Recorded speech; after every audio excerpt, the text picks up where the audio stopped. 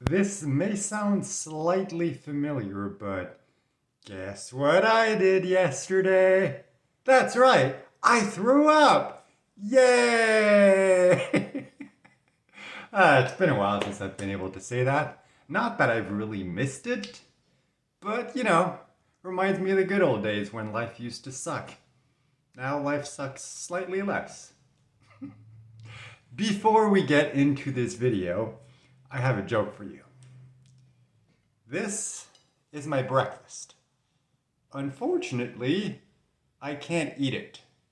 Do you know why? Alright, we'll get back to that later.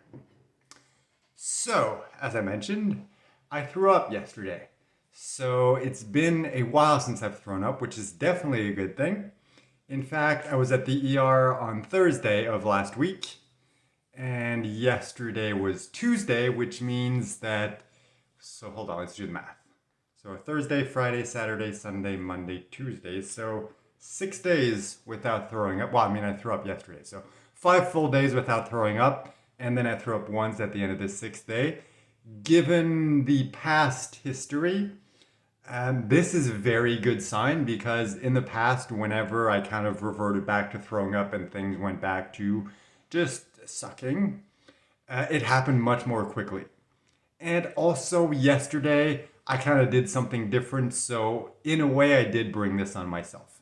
So I've noticed ever since I started taking the new anti-nausea, anti-vomiting medication that yes, I'm able to stomach more food and I'm not as repulsed by food, and obviously I haven't thrown up until yesterday.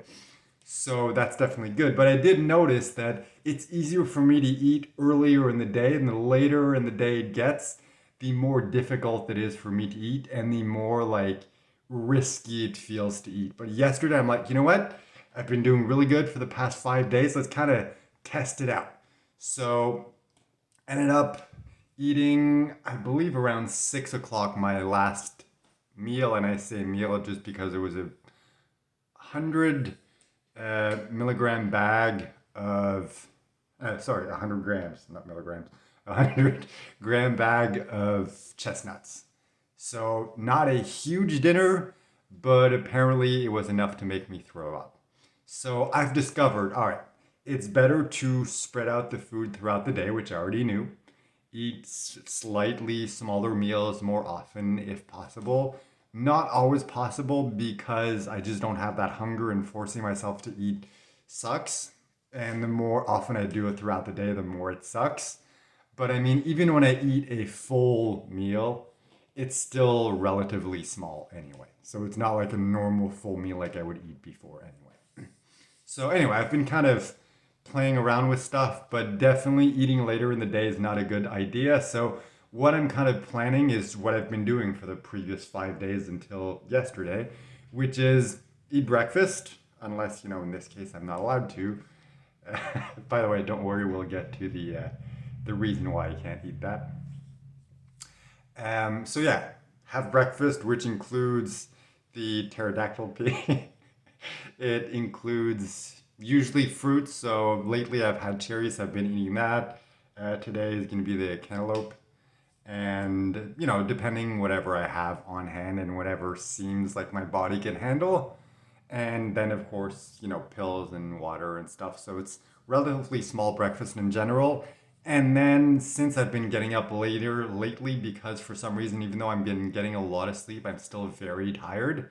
So I've been sleeping a lot and getting up later. So as a result of that, I eat breakfast around like 10, sometimes 11. So as a result of that, obviously I'm not hungry for a couple hours. So I usually end up eating lunch around maybe like 2 o'clock, something like that.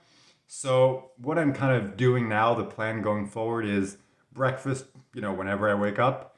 And then a couple hours after that, have a decently sized meal, not too big that it's going to be risky, but big enough that it can sustain me for the rest of the day. And I only have to eat those two meals. So that breakfast and then that one meal in the afternoon, because if I eat further or later in the day, it seems very risky, as I kind of proved yesterday. Even though that was not my intention, I unwittingly proved that theory. So, speaking of which, um, the palliative care doctor who prescribed this anti-nausea medication. Was supposed to call me on Monday to check in and see how things were going. He did not. Did not call on Tuesday either. It's only this morning that someone else from that unit called. She's like, hey, the doctor wanted me to call you, check in on you, see how you're doing. So I explained everything. I'm like, everything seems to be going well. Yesterday I tried to eat a little more. I tried to eat a little later. My body didn't seem to handle it. But aside from that, things seem to be going very well. Haven't had really any other symptoms or side effects or any indication that this is not working. So I think, we should probably keep going with this. She's like, sure, I'll speak to the doctor, call you back this afternoon just to let you know what he thinks. But I do agree with you. It seems like this is the best option, so we'll just keep going with that. We'll renew your prescription, send it to your pharmacy, and you can go pick that up. And for a while at least, you can stick with that. That way you can stay at the lower dose of Decadron that you're currently at and slowly lower it to the point where you can finally stop and not have those same withdrawal symptoms that you've been experiencing for the last couple weeks. So for now, that seems to be the plan.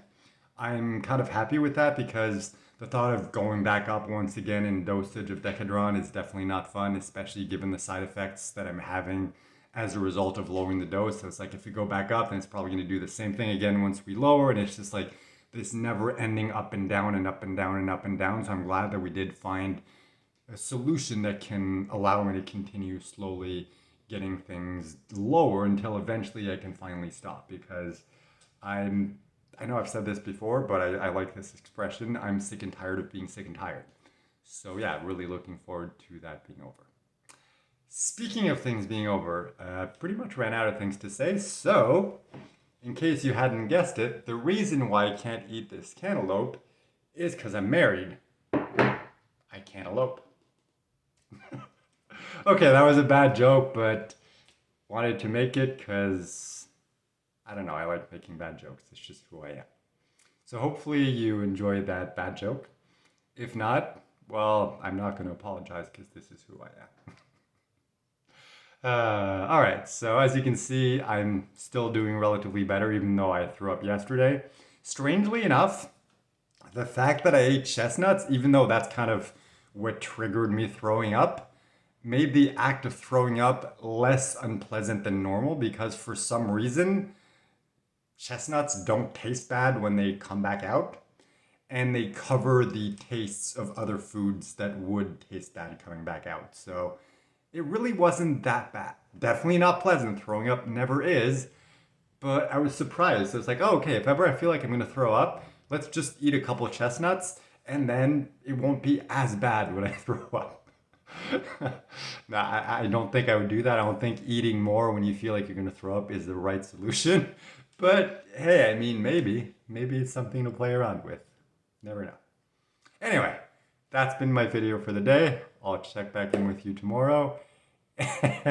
And yeah, please, I know I haven't responded to comments or read any comments or anything lately. I just don't have the energy for that. But as I'm getting stronger and I'm slowly kind of going back to normal, I might be able to start getting back to that. So just, feel free to leave comments if you found the joke funny, if you found it not funny, that's also okay. With these types of jokes, I love it no matter what, because either people find it funny, which is fun for me, either they don't find it funny and it annoys them, which is funny for me too, or they just don't get it and I have to explain it, which is also fun for me. So no matter what, I'm still happy making these kinds of jokes. So anyway, it's nice to laugh again. It feels good. Coughing, not so much, but I'm definitely coughing less lately, so that's good. By the way, if you want an update on my grandson, I guess, or granddaughter, here you go.